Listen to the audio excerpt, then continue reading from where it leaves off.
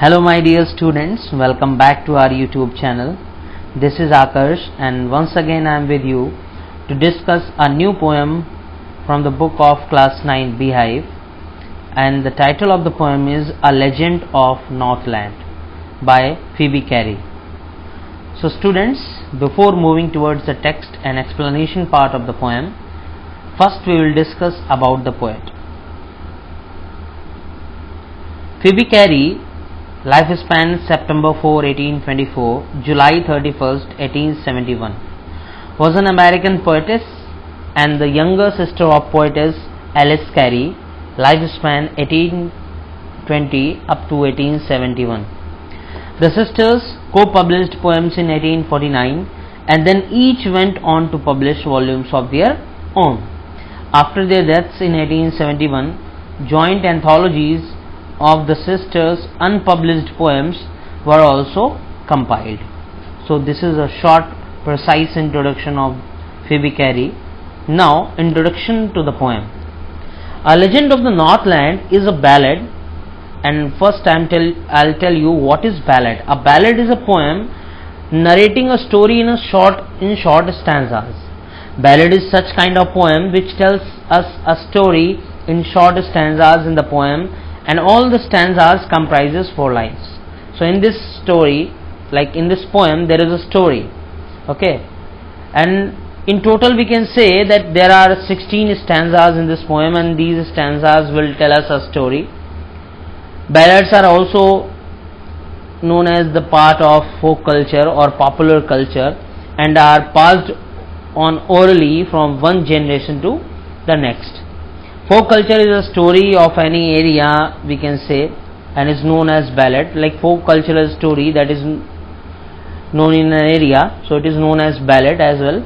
And folk culture comprises of traditional stories which are passed on from one generation to the another one. Now this story means, in the poem there is a story. I told you that ballad is a narrative poetry, and it's a form of narrative poetry where a poem narrates a story. So in this poem, what is the story? This story is of the Northland area, the area which is near the North Pole. Yeah, the specific area is not mentioned, but it is mentioned here as Northland. This exact place is not specified, but Northland means the area in the northernmost part of the earth, that is near the North Pole.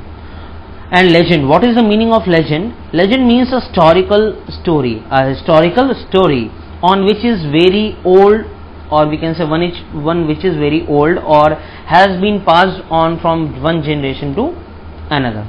Now we will discuss the theme of the poem, and it is quite important to discuss the theme of the poem because the poem consists a crucial message in it. So the poem is a ballad, I told you, and it is based on the theme that greed is a grave sin. Yeah, to be greedy, it's a crime, it's a sin, and greedy people do not deserve the blessings and the comforts of human life. Human beings should thus acquire, because since greediness it should not be in humans, so human beings should acquire qualities of kindness, fellow feelings and empathy. These are the qualities should be acquired by the human being. And the little woman in this, like in the poem, there is a story of a little woman who was very greedy, and her greed stopped her from sharing even her smallest cake with hungry Saint Peter, thus earning his wrath. So that was the reason that she was cursed by the Saint Peter, by the saint. And then we will discuss the title of the poem as well. So the title of the poem clearly states that the poem is about a legend from the cold region of Northland. Like every legend, it is a story passed on from one generation to another, that I told you earlier, and believed to be true even though there is no evidence to establish its truth. But the poet wants to deliver a good and crucial message through the poem, and the title is appropriate as it introduces the narrative form of the story, which is to impart moral values. Okay, now we are moving towards or heading towards the text and explanation part of the poetry. So it is quite crucial to understand each and every word of the poem. So listen to it carefully. Now the first stanza is here. Away, away in the northland, where the hours of the day are few, and the nights are so long in winter, that they cannot sleep them through. So in the beginning line of the poetry, the poet says, in the region around the North Pole, in the area around the North Pole, the duration of the day is very less, because its position is such a way or in such a manner that the sun's rays reach there for a very less time. And when this area is experiencing winter season, when this area is experiencing winter season, the duration of night is very long and daytime hours are very less. And in the fourth line, that they cannot sleep them through means they refers to the people who live in this region. And the poet says that the duration of the night time is so long that the people cannot sleep them through. And if they go to bed, they take few hours sleep and then they wake up and then they see that it is still light. So he wants to emphasize on the fact that the duration of the night is very long, and thus the people of the northland area, they cannot able to sleep them through. Now the second stanza, where they harness the swift reindeer to the sledges when it snows, and the children look like bear cubs in their funny furry clothes. So few word meanings are also here, some hard words. Sledges means a vehicle or on runners for conveying loads or passengers over snow or ice, often pulled by draught animals. To harness means to tie the reindeers. It's a kind of animal, and that is usually found in northland places. So to harness means to tie the reindeers with a rope to a sledge so that it can be used for transportation. Swift means something which runs really fast, means rapid, we can say. So through this stanza, the poet tells the further story, says that the northland region experiences severe cold conditions, and it is a snowy area as well. So when it snows, so the people of the area, the reindeer is an animal which is found in this polar region. So the people of this area tie reindeers to sledges, and then the reindeers pull the sledges. Okay, and he adds the children as well. He says that, and the children look like bears cubs. So this line clarifies that the children look like young ones of a bear, because they wear funny looking clothes, or we can say that are made of fur, funny furry clothes. Okay, so it means that the children look like young ones of a bear because they wear funny looking clothes made of fur, which is like the furry skin of bear. They tell them a curious story. I don't believe it is true. It is true means it is true, and yet you may learn a lesson if I tell the tale to you. Curious means strange. So here the poet says that they refers to the parents or elders, and them refers to their children or the younger generation. So here the poet says that the elders of the northland region tell a strange, interesting story to the younger generation, and the poet says that he doesn't think that the story is true. As he says, I don't believe it is true, means he says that he does not think that the story is true, but if he tells the story to the readers, maybe the reader could learn a lesson from it. So hence we can say the story gives an important message. Once when the good Saint Peter lived in the world below and walked about it preaching just as he did, Saint Peter, was Saint Peter? an apostle of Christ or a disciple or follower of Jesus Christ. Preaching means to give a religious talk to the people. So the story begins where the story begins once when the good Saint Peter. So story begins with Saint Peter.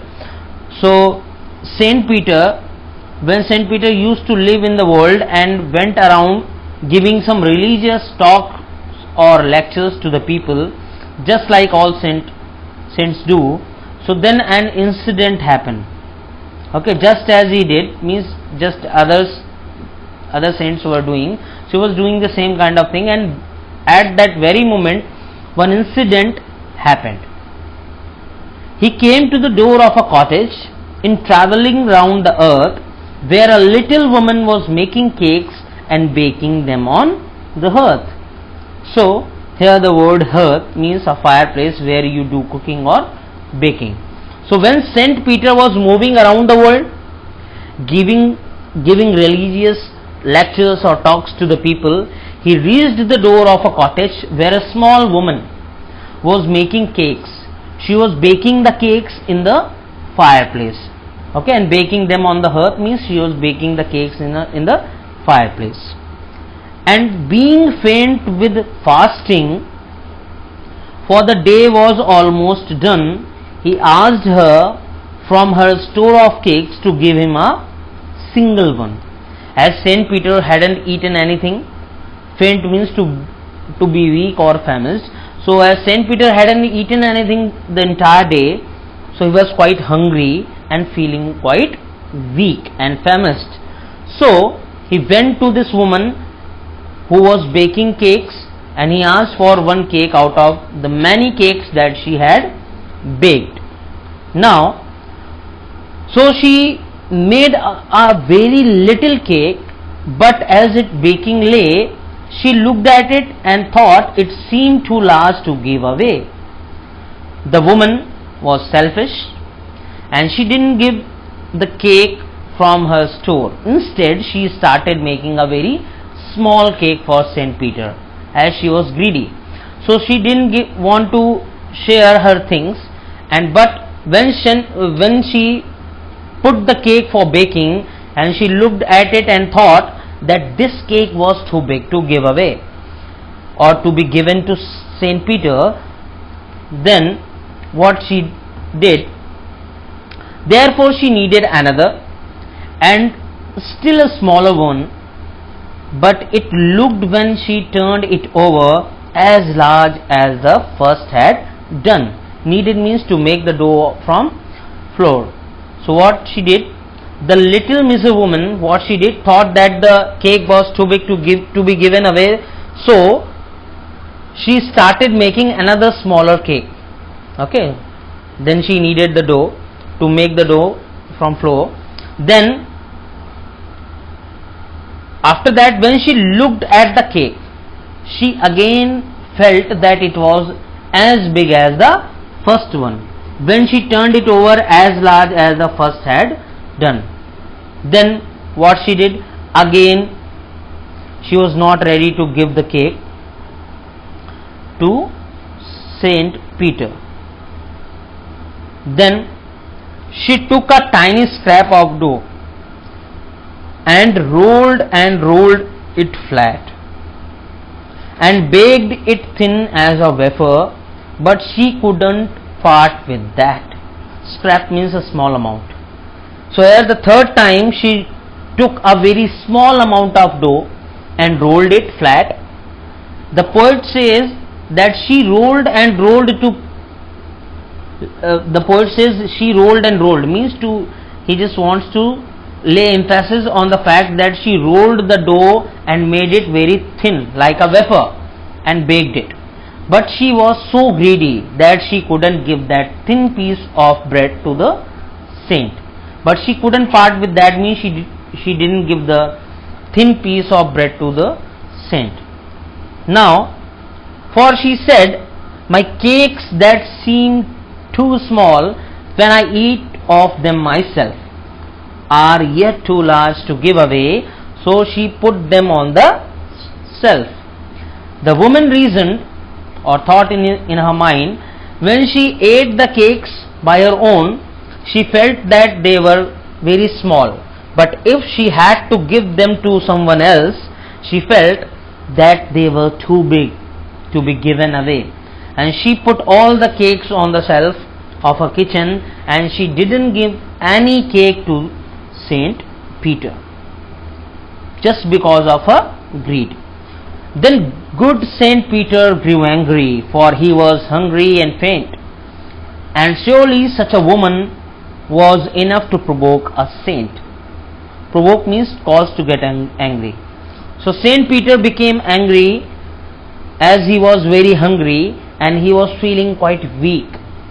The selfish woman wasn't ready to give him even a small piece of cake or a small cake, and this behavior of that greedy lady or greedy woman angered the saint.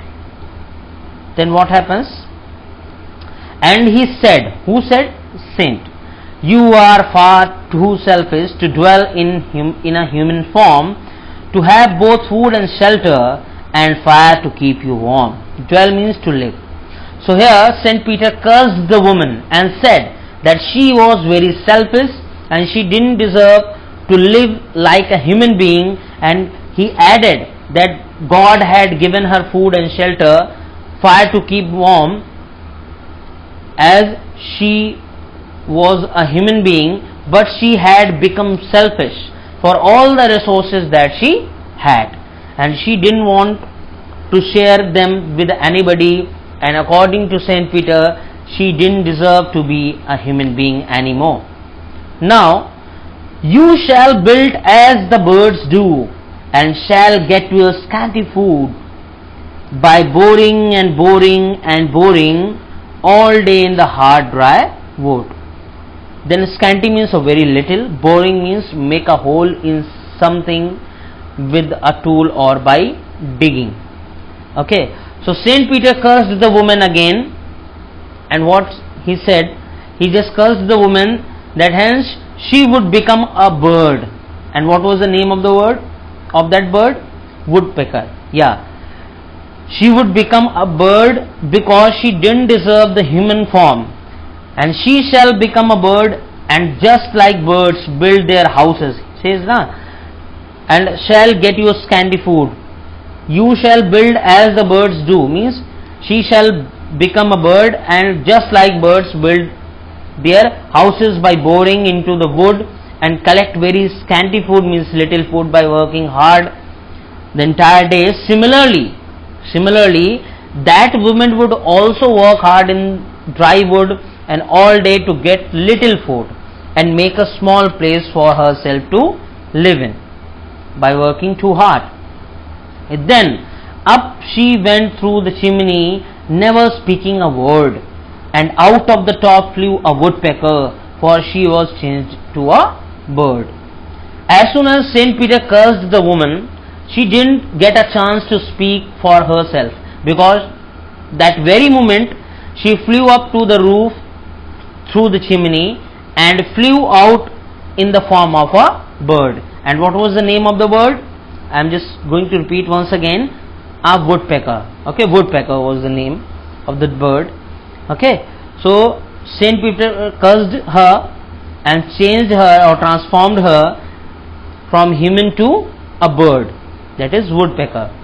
Saint Peter's curse had converted a woman into a bird. Now, she had a scarlet cap on her head, and that was left the same, but all the rest of her clothes were burnt black as coal in the flame. So scarlet means brilliant red color, or we can say fiery red color. So as soon as Saint Peter cursed the woman, okay, she transformed into a bird, and when the woman turned into a bird, at that time she was wearing a red colored cap on her head. When she was a woman, she was wearing a red colored cap on her head, and this cap was there on the bird's head also. Okay, that is referred to the scarlet cap, means red, brilliant red color cap, that is usually on the top of the bird, that is woodpecker. So this cap was there on the bird's head also, and but the woman's remaining clothes, okay, despite of hat, all the clothes, okay, all the clothes were burned and turned black in color, just like coal, black as coal in the flame. Okay, now the last conclusive stanza.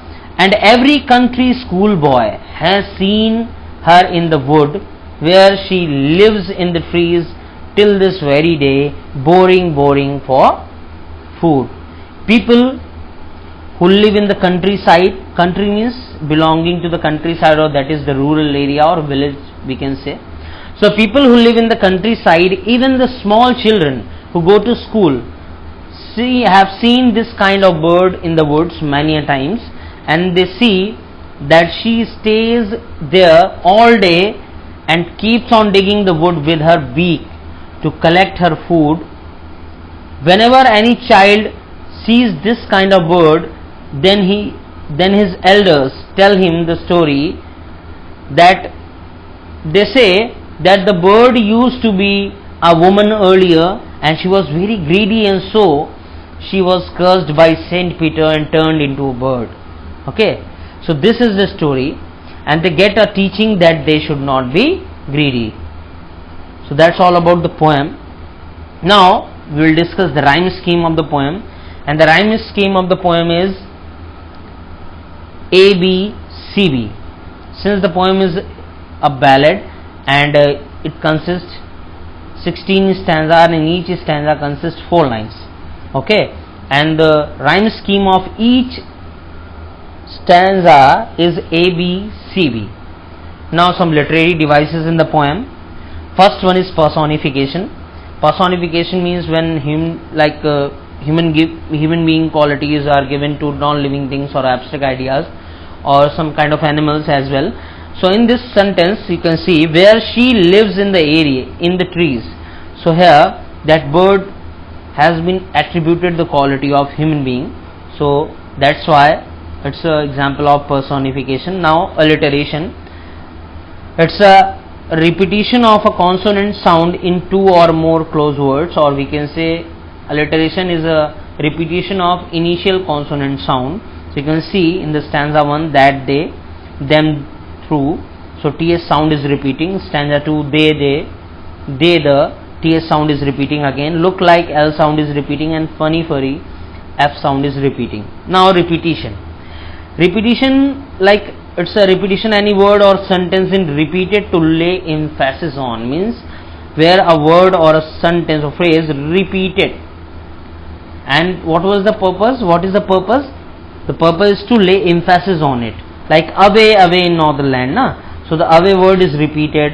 Rolled and rolled, that word is also repeated. Boring, boring word is repeated. Okay, in the stanza 13 and 16. Now enjambment. Enjambment means without any punctuation, when we carry one line to another, like running lines of poetry from one to the next without using any kind of punctuation to indicate a stop. In the stanza 1, line 3 and 4 means after line 3 there is no punctuation mark, and the poet starts with the 4th line. Okay, similarly in stanza number 2 with line 1 and 2 and 3 and 4, and stanza 3rd line 3 and 4. Now the last example of simile. Comparison of two different things, okay, having one thing in common, and with the use of words of comparison like as or like. So in stanza 2, the children look like bear's cubs. So children are being compared to bear's cubs. Stanza 9, baked it thin as a wafer. So cake is compared to a wafer. Stanza 15, clothes were burnt black as a coal. So the color of the burnt clothes is compared to that of coal. Now some multiple choice questions for you. So just go through it and try to guess the answer. What message does this poem convey? I repeat the question, what message does this poem convey? First one, be greedy. Then don't help the poor. don't be greedy and help the poor and hungry people. Yeah, this one is right. No need to read the another one. Now the second question, what made Saint Peter angry with the woman? Her cakes, she made a thin cake for him, her greedy action. So this is right. You can see the red colored answers are right. Now, which word did the saint's curse change the woman into? So, a woodpecker. This one is right. Quote example of alliteration used in the poem. Just go through the examples. Tell the tales means T sound is repeating. Faint with fasting, F sound is repeating. Cake that seemed too small, so S sound is repeating. So all the lines are examples of alliteration. Now the fifth and last question of this video. What is the rhyming scheme of the poem? The first option is correct. 4-lined stanzas with A, B, C, B rhyming scheme that I told you. Okay, in the rhyming scheme part. So that's all about this video. Thanks for watching this video. Like it and share it with your friends as well. And don't forget to subscribe our channel. Press the bell icon to receive further notifications. Thank you.